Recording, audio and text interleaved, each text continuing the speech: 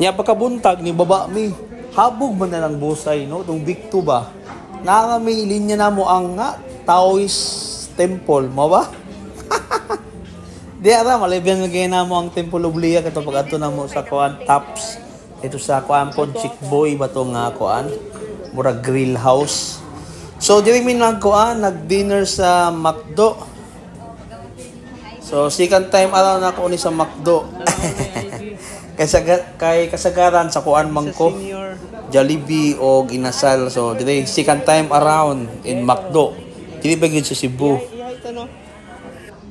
Then amo uniform, mao ni amo suoton ang pitch for the first day. So mga tumig mga agri co-op diri sa kuan. Asa po nga lugar ha? Sige lang ma-post naman na ako na pohon. So, hayahay ang mga senior kanay discount. Kami wa. Sige na lang. Ihatag na sa ila ang privilege. Then, morning at bang sa kuan McDo. Umot asa ni nga lugar? Igara kay ako ra ni i-post og kuan. Asa ni nga McDo dapit. Actually ni dako diha katong People's Cooperative ba to?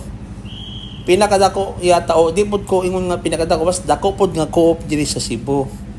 Nasa sentro nya dili man siya agri co-op kay among bisitahon mostly gid mga agri co-op kay mo engage lagi mig agriculture lagi kay nama may mga farmers nya bag-o man sa amo kay fishermen co-op man mi sa una god, then taga market vendor, then kani bag-o ang mga farmers.